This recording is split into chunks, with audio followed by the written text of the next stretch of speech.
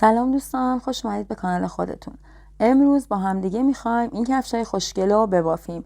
طرحی که روی اینا بافتیم طرح پا گنجشکیه و با کتان بدون موم و قلاب سایز 1.40.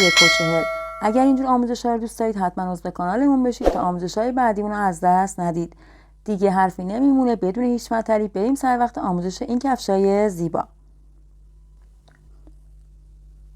برای بافت این کفش اومدیم دور تا دور زیرمون رو یکسان به یکسان حفره ایجاد کردیم.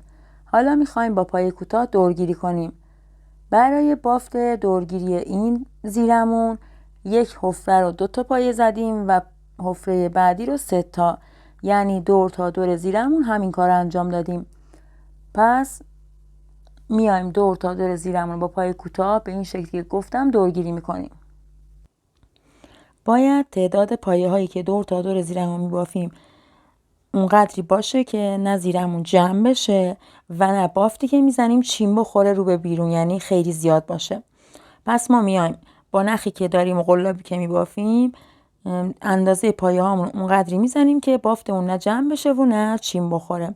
دور تا دور این زیره رو من اومدم با نخ کتان بدون موم و قلاب 1.40 یه حفره رو 2 تا و یه حفره رو 3 تا پایه دور تا دور بافتم. دور تا دور زیرم و اینجوری به این صورت دورگیری کردم. دورگیری زیرم تموم شد. حالا این رج میام اول کارمو با اشار میبندم سر رج و کارمو برمیگردونم و دور تا دور بافتم و میخوام پایه کوتاه ببافم. این یه رج رو میبافم، یعنی رو همه پایه هایی که بافتم رو هر کدوم یه دونه پایه کوتاه میبافم دور تا دور زیرمو.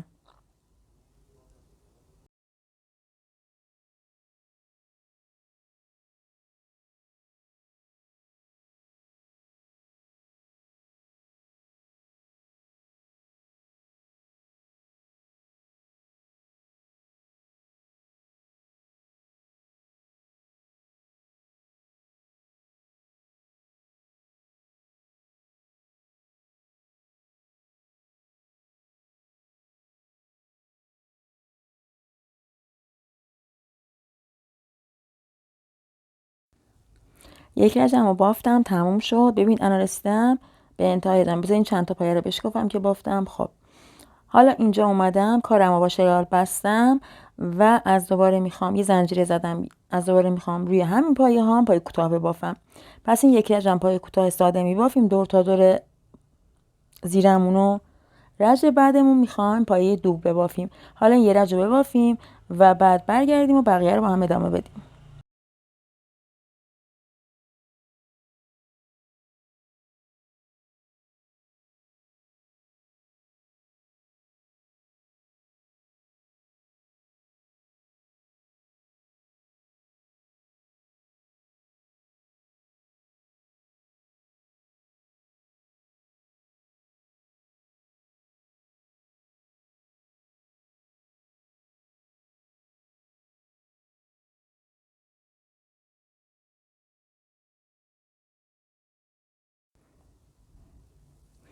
بافتیم، یه رجمون تموم شد. الان من رسیدم به سر رج، اومدم کارمو با شلال بستم، دیگه زنجیره نمیزنم و میخوام از این پایه، از این اولین پایه میخوام پایه دوب ببافم. ببین این یه رجی که الان بافتم و میخوام روش پایه کوتاه از دور ببافم، منتها پایه کوتاه کشیده. اون یه رج قبلی که بافتم میام پایین و زیر اون پایه ها میام پایه کوتاه میبافم، یعنی پایه کوتاه کشیده میبافم و پایه دوب گفته میشه توی بافتنی. میام بس این روی همه پایه هایی که رج قبل بافتم یه رج میبافم و پایه دوبلم میشه. من از سمت توبه بیرون میبافم، شما میتونید از بیرونم به تو بافید، منتها من اینجوری وقتی میبافم احساس میکنم که شکل ظاهریش قشنگتر میشه.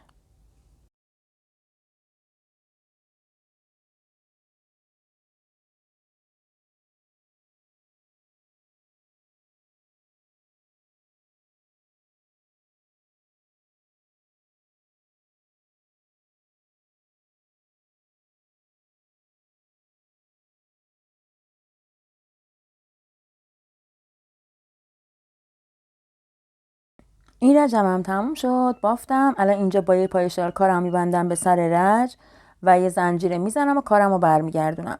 حالا این رجم میام باز پای کوتاه ساده میبافم و رج بعدیش باز میشه پایه دوبلم. پس این رج میام روی همه این پایه های دوبلی که بافتم یه رج پایه کوتاه ساده میبافم. در ضمن این کفشی که من دارم میبافم سایز 40 بزرگساله و مردون است. پس میام به اندازه انگشت شست اون کسی که دارم واسش میبافم ارتفاع انگشت شستش تا زمین رو اندازه میزنم و به همون اندازه میبافم، چون که کفش من زیره من گودی زیاد نداره، کاسه ای نیست، به خاطر همین مجبورم که تعداد رجایی که دورگیری میکنم بیشتر باشه.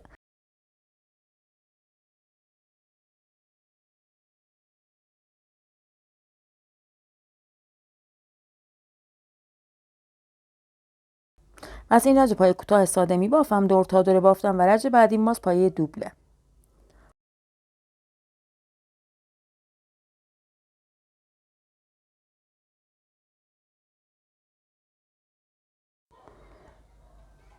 رج پنجمون هم تموم شد. حالا رج 6 هستیم. رج 6 میام بافتم و با یه شلال میبندم به سر رج، اما دیگه زنجیره نمیزنم. میخوام این رجم پایه دوبله بافم. پس میام یه رج میام پایین و پایه های کشیده کوتاه از روی اون پایه هایی که رج قبل بافتم میبافم.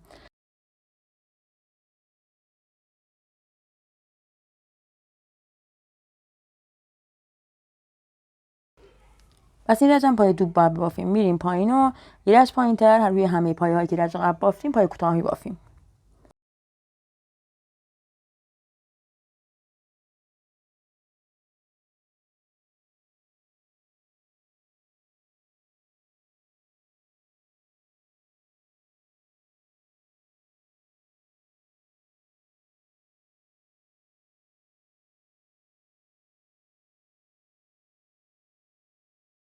پس پایه های دوبلمو میبافم تا انتهای رجم. الان ببینید من پایه هایی که بافتم تعداد پایه هام چون اندازه است، نبافتم زیاد جمع شده زیرم و نبافتم چین خورده. ببینید قشنگ شق و رق واسطه دور تا دور کفشم وقت دستمو میکشم ایستایی کفشم یه جوریه که نه زیرمو جمع کرده نه چین خورده. رج قبلیمون هم تموم شد. اینجا با یه دونه شلال کارمو بستم و یه زنجیره زدم و کارمو برمیگردونم. این رجم میام روی همه پایه هم پایه کوتاه میبافم. این یه رج رو میبافم پایه کوتاه، یه رجم باید پایه شلال ببافیم. پس این یه رج پایه کوتاه دور تا دور کفشم میبافم و بعد برمیگردم بقیه رو با هم ادامه بدیم.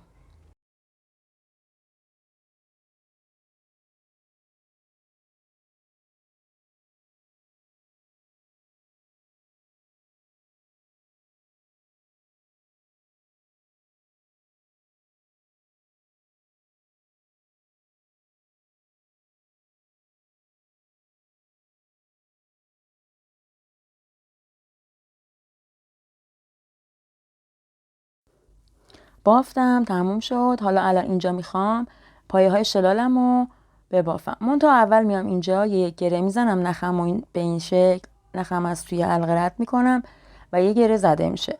حالا میام از اون رجی که دورگیری کردم میخوام روی اون پایه هامو همه رو پایه شلال ببافم که شکل ظاهری کفشم هم قشنگ باشه. میام نخو به این شکل میگیرم میکشم، منتها زیاد نمیکشم که از اینجا کفشم جمع بشه چین بخوره و مدلش بد واسه. میام روی این پایه هایی که رج اول دورگیری کردم زیرمو روی همشون پایه شلال میبافم دور تا دور کفشم. میخوام نمای قشنگی داشته باشه.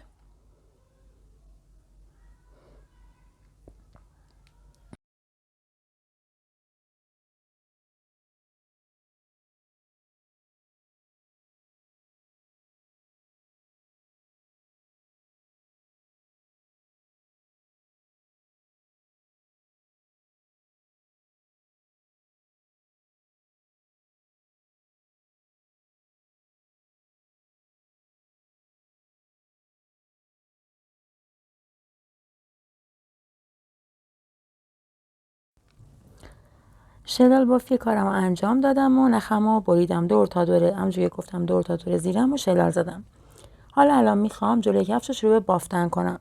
اول میام مرکز نوک کفشم رو پیدا میکنم و با یه قلاب به این صورت علامت میزنم.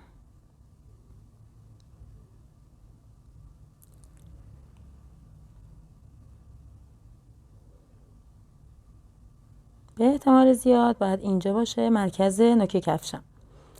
و حالا میام میشمارم 3 تا به این سمت میام و از سومین زنجیره میرم تو، نخم از اونجا میخوام وصل کنم. نخم از اینجا وصل میکنم، با یه دونه پای کارمو محکم میکنم با یه زنجیره و این یه زنجیره رو یه پایه حساب میکنم. پس یه دونه الان اون زنجیره یه پایه حساب میکنم، این میشه پایه دومم، این میشه 3 و بعدی میشه 4. 4 5 6 و 7. با 7 تا پایه میخوام جلوی کفشم رو شروع کنم. حالا 2 تا پایه شلال میزنم به دیواره بعد از اینکه 7 تا پایه کوتاه بافتم.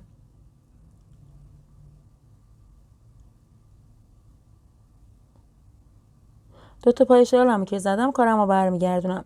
حالا اولین پایه رها و از دومین پایه میخوام شروع به باف کنم. بسیار خوب. ببینید یه خورده بیام نزدیک‌تر که متوجه شید چی کارم میکنم. ببینید الان من اومدم اینجا، پایه اول رها و پایه دوم میرم تو، پایه کوتاه میخوام ببافم. 2 تا پایه شلال بافتم، اولی رو رها میکنم، از دومین پایه میرم تو. الان باید من اینجا 8 تا پایه ببافم. توی هر رجمون یه دونه به پایه هامون اضافه میشه.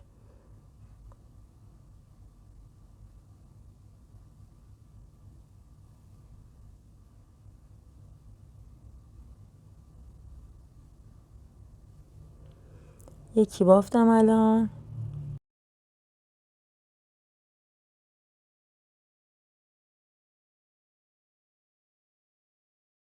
حالا میام بقیه پایه ها رو تک به تک پایه کوتاه ساده می بافم. این 3، این 4، 5،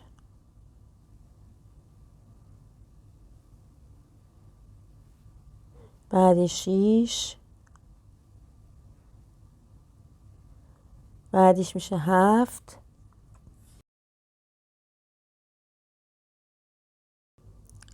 اینم 8مین پایم. 8 تا پایمو که بافتم میخوام الان باز با 2 تا پایه شال کارم ببندم به دیواره.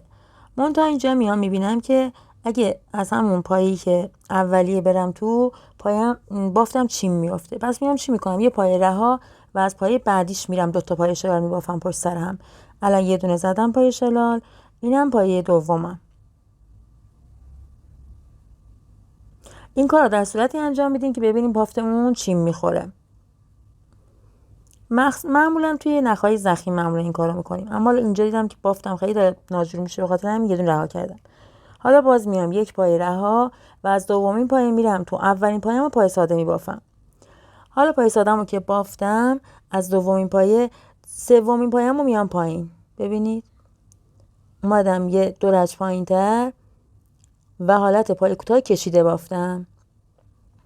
بعدی میشه پایه کوتاه ساده و بعدیش میشه پایه کوتاه کشیده از پایین 2 رج پایین‌تر. بعدی میشه ساده، باز پایه کوتاه معمولی میبافم از اون بالا. بعدیش میشه پایه کوتاه کشیده از این پایین. بعدی میشه باز پایه کوتاه ساده از بالا. بعدی میشه پایه کوتاه کشیده از پایین. الان 8 تا پایه بافتم، 4 6 8. خب الان باید یه پایه دیگه ساده ببافم، بشه 9 تا پایه هم. پس تو هر رجمون یه دونه به پایه هامون اضافه میشه. الان رج رفتم و بس من اومدم ترهم و بافتم. الان یه پایه شلال زدم، یه پایه شلال دیگه میزنم، میشه 2 تا. حالا کارمو برمیگردونم، پایه اول رها و پایه دوم شروع باف میکنم. رج برگشتم، رج ساده بافیمه، یعنی من ترهمو دیگه اینجا پیاده نمیکنم. الان 10 تا بعد پایه ببافم. این اولین پایم، این دومی، بعدی میشه 3، بعد 4،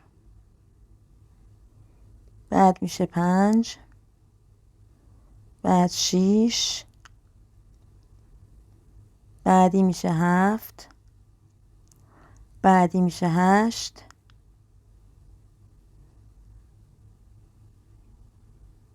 9 و 10. اینم 10مین پایم. حالا باز میام به این شکل بافتم و نخمو میارم تو، قلابم از بیرون میارم و 2 تا باید پای شلال ببافم. اینجا دیگه پای رها نمی کنم و میام دقیقاً از پای بعدی که نبافتم میرم تو و یه پای میگیرم و از توی این حلقه که رو قلابم رد میکنم، میشه یه پای شلال. این یکی، بعدی هم میشه دومین پای شلالم. و حالا باز بافتم و برمیگردونم و میخوام طرحمو ببافم. پای اول رها، از پای دوم میرم پای دوم و پای کوتاه ساده میبافم و بعدی رو حالا باید پای کوتاه کشیده میام پایین. ببینید دقیقاً از اینجا میام پایین و پای کوتاه کشیده میبافم، دورج میام پایین. بعدی باز میشه پای کوتاه ساده، بعدیش میشه پای کوتاه کشیده از پایین.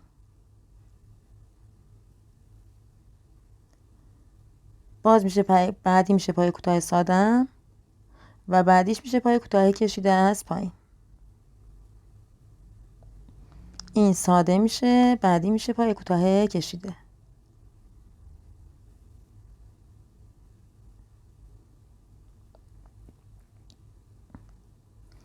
این پای کوتاه کشیده و این ساده. باز بعدی پای کوتاه کشیده از پایین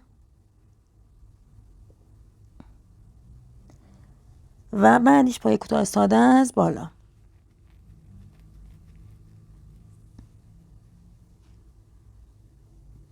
الان باز میام اینجا با 2 تا پای شلال کارمو میبندم به دیواره.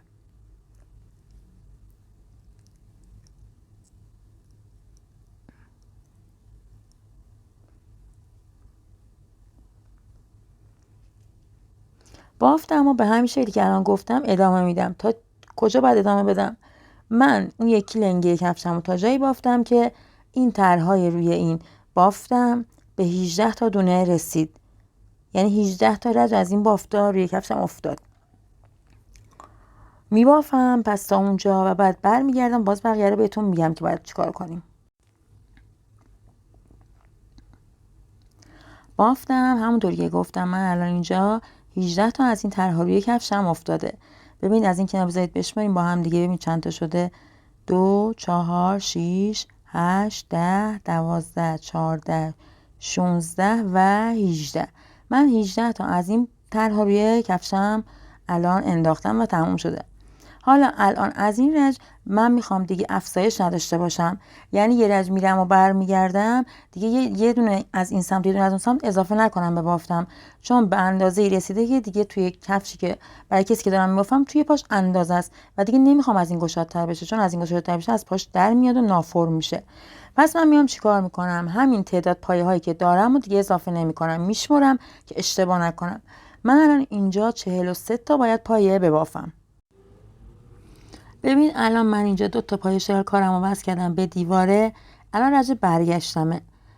من رج برگشتم و ببینید الان 2 تا پایه رو رها میکنم. 2 تا پایه رو دیگه من یه دونهشون رها نمیکنم، ایناش ببافم که افزایش پیدا کنه بافتم. جفت پایه ها رو رها میام پایه های اصلی بافتم و میگیرم و میبافم. الان رج برگشتمه، باید ساده ببافم همه رو. پس میشمرم دونه بدونه پایه هامو که میبافم 43 تا بیشتر پایه نشه. ببینید بذارید بهتون دقیقا من اومدم پایه ها رو رها کردم و از اون پایه های اصلی دارم میبافم. پس تک به تک پایه ها رو میبافم تا به این سمت و از این سمت هم باز بهتون میگم که باید چیکار کنیم.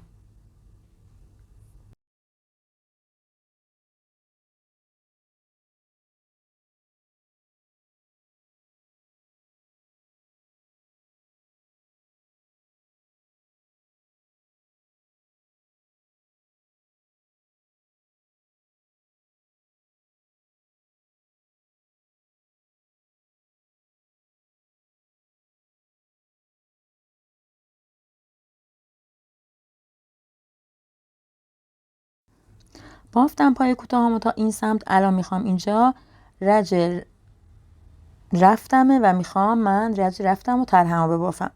با 2 تا پای شلال باز میام طبق معمول کفشمو میبندم، بافتمو میبندم به دیواره. حالا بعضی اینکه 2 تا پای شلالمو زدم به دیواره که بکن رج برگشت، الان میخوام ببافم، رج رفت و میخوام ببافم. چیکار میکنم الان؟ من اینجا میام این 2 تا پای رو رها، اما نگاه میکنم به مدلی که بافتم رج قبل، ببینم الان باید پای کوتاه ببافم یا پای کشیده کوتاه ببافم. ببین الان اینجا من باید پای کوتاه کشیده از پایین ببافم، چون طرحم درست تر بیاد دیگه.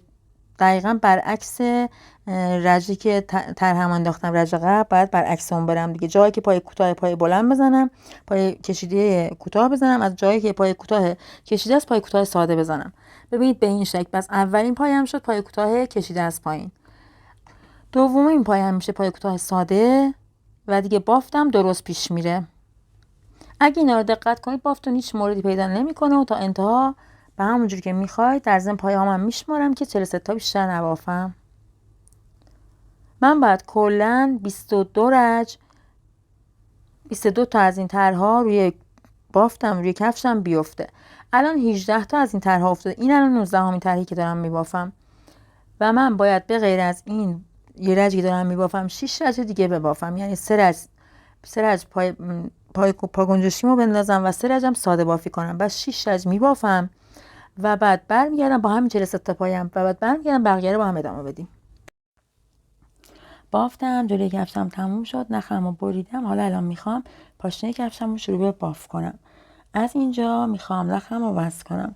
اومدم پایه هامو شمردم و این مابین من اومدم 30 تا پایه رو جدا کردم.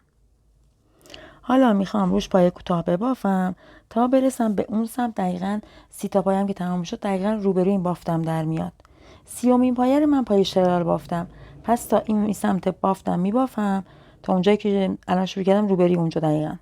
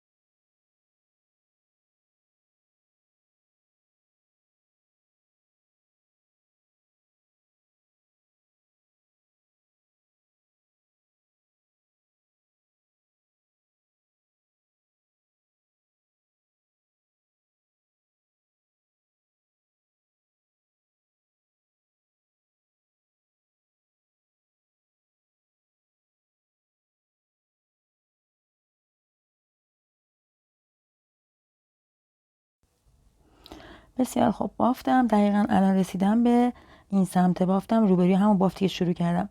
آخرین پایم یعنی 30مین پایم رو میام با پایه شلال میبافم. حالا کارم رو برمیگردونم و الان میخوام طرحی که بافتم، طرح پا گنجشکیم رو روی بافتم پیاده کنم.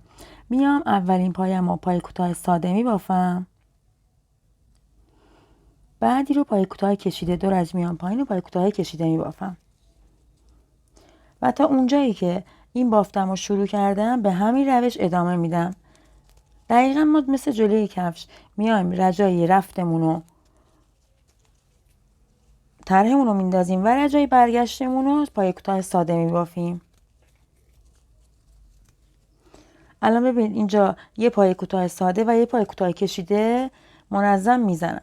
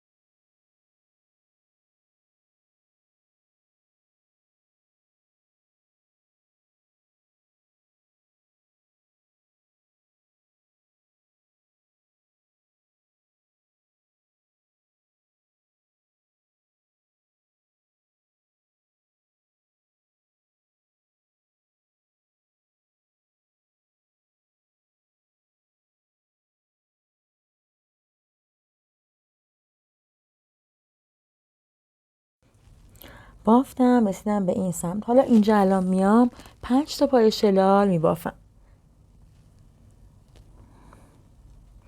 این دومین پای شلالم، این 3، این 4 و این 5مین پای شلالم. پس من 5 تا تو رج رفتم و 5 تا تو رج برگشتم. میام پایه اضافه میکنم به این پایه های اصلی و این کارم رو 4 بار تکرار میکنم. باید بشمارید تعداد پایه هاتون تقسیم کنید. دیگه 4 بار باید انجام بدید، 3 بار، 2 بار، بستگی به اون کفشی داره که میبافید. و بعد میام ببینید پایه اول رها، اولین پایه شلال رها میکنم و از پایه دوم میرم و پایه کوتاه میبافم. الان رج برگشت هستم و باید پایه کوتاه ببافم همه رو. این رج الان دیگه نمیخوام طرح ببافم، فقط پایه کوتاه ببافم تا برسم به اون سمت. اما از اون سمت پایه شلال نمیبافم، فقط پایه آخر رو پایه شلال میبافم، یعنی اون 4 تا پایه رو پایه کوتاه همین میبافم.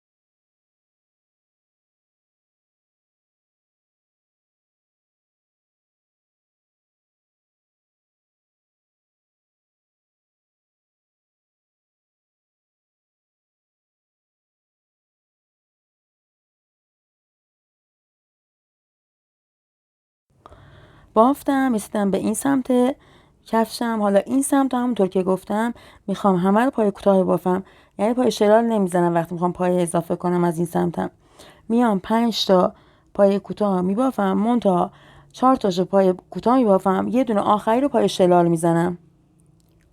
ببین الان من 4 تا پای کوتاه اینجا میبافم، 5 تا تو رفت اضافه میکنم، 5 تا تو برگشت.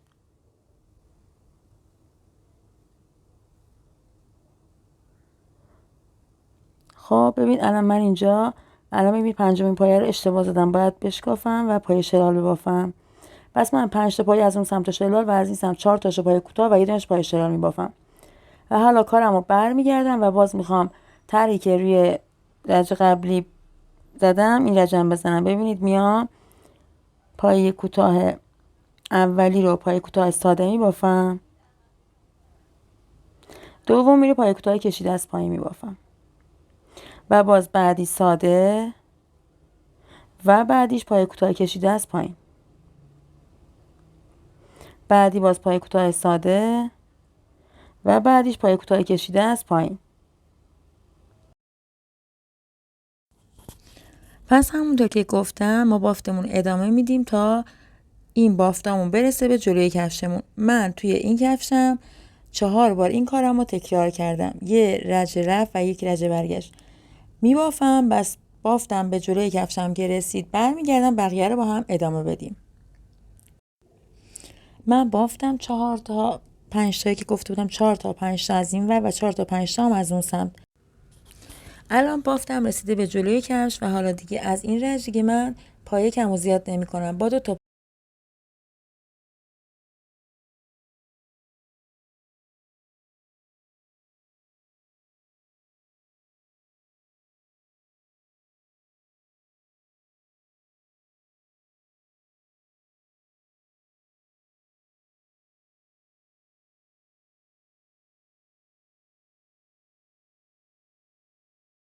از این طرحی که باید روی کفشم ببافم.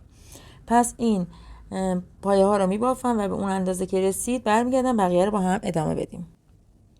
بافتم همونطوری که گفته بودم. من اومدم 4 تا از این سمت طرح افتاده روی کفشم، 8 تا از پشت و 4 تا از سمت دیگش. ببینید الان اینجا 8 تا، سمت دیگش هم 4 تا. الان بافتم میزان شده. حالا رج ساده بافیمو بافتم، رج پای کوتاهامو رسیدم اینجا و میخوام اینجا رو روی کفشمم ساده بافی بکنم و بعد طرحمو ببافم. پس میام تک تک روی پایه هام پای کوتاه بافم تا برسم به این سمت بافت.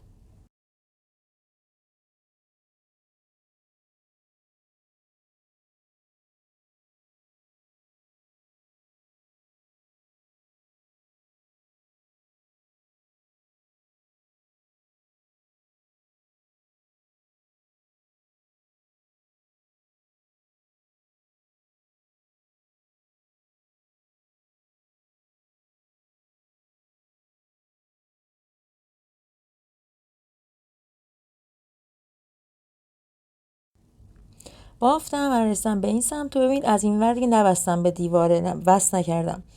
اومدم اینجا ببینید پایه اول رها، از پایه دوم میرم. پایه دومم چیه؟ پایه کوتاه ساده و بعدی پایه کوتاه کشیده از پایین.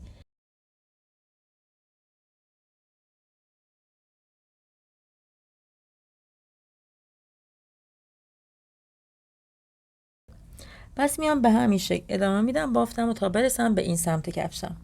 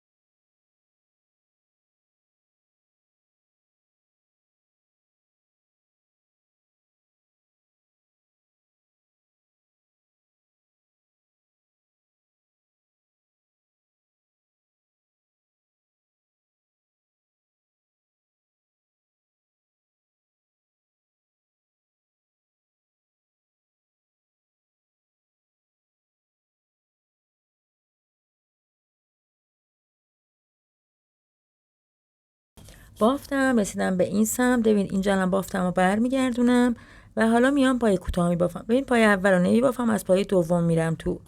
این رنج همه رو پای کوتاه ساده میبافیم.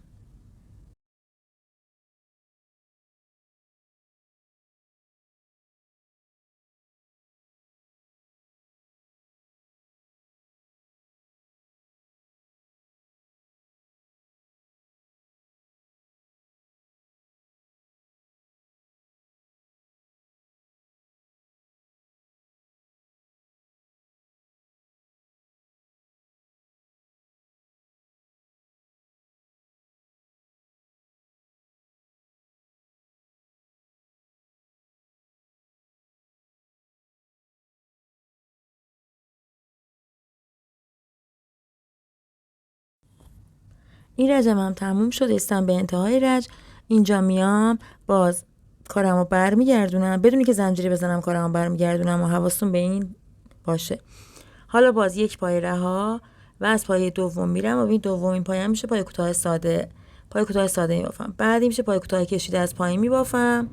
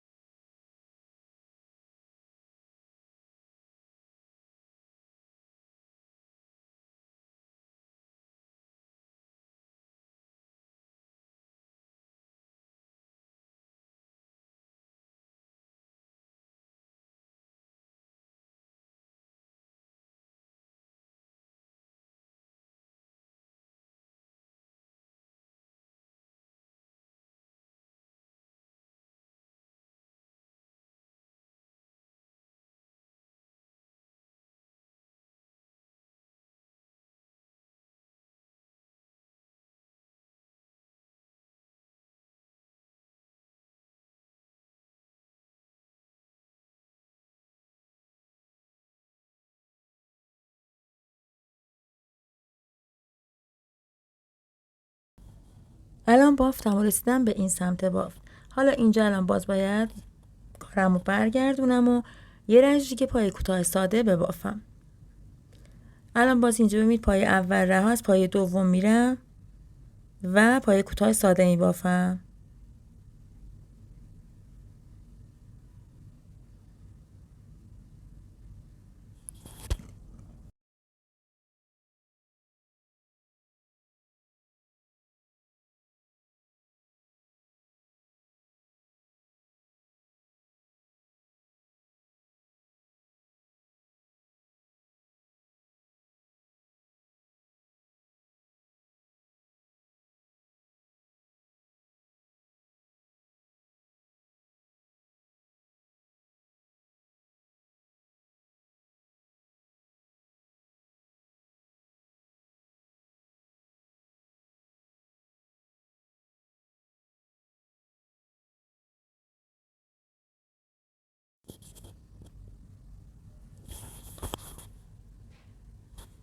اینجا الان دیگه نخمو میبرم پای کوتاه ساده‌مو که بافتم.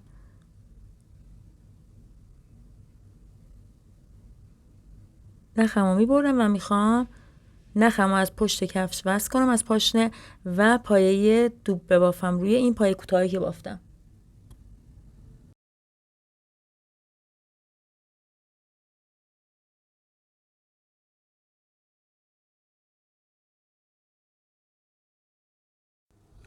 میام از این پشت نخمو وصل میکنم و میخوام این رنج پای دوب ببافم. اون یه رنجی که ما پای کوتاه ساده بافتیم روی اون میخوایم پای کوتاه دوب ببافیم.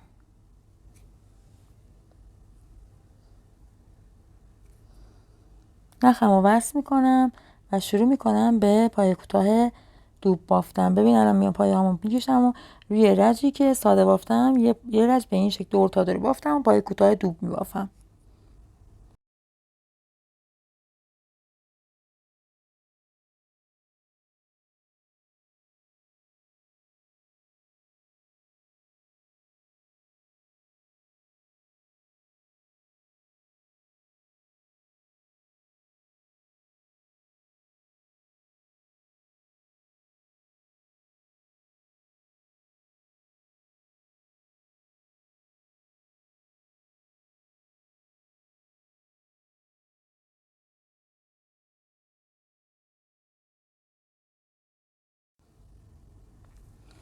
بافتم رسیدم به اینجا رو خواستم بهتون بگم. ببینید من اومدم اینجا رو گوشه ها رو هر گوشه 2 تا زدم برای اینکه بافتم حالت گرد نشه و حالت تیزی خودشو داشته باشه.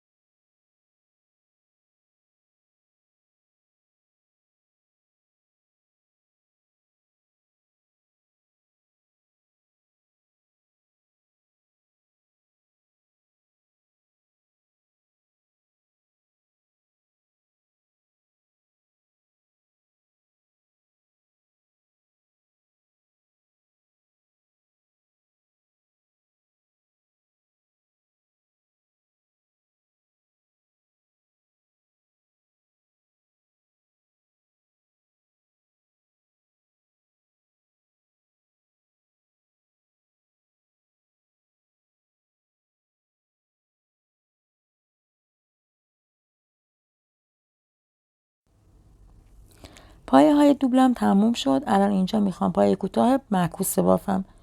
میام یه زنجیره میزنم و شروع میکنم به پایه کوتاه معکوس بافتن. منتها نخم و قشنگ میکشم که پایه کوتاه هم ظریف بیفته.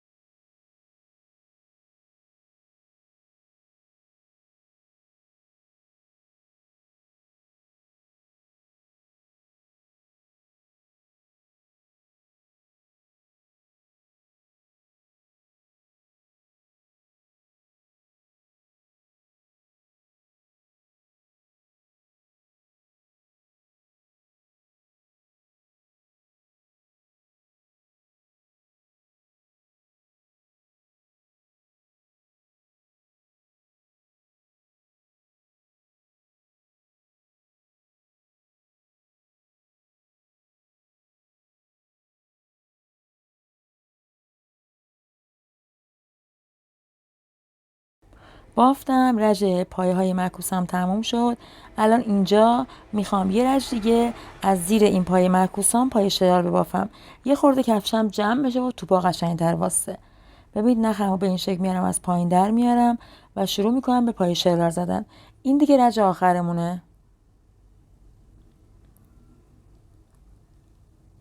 دور تا دور بافتم و میام پایه شرار میزنم از زیر پایه های معکوس.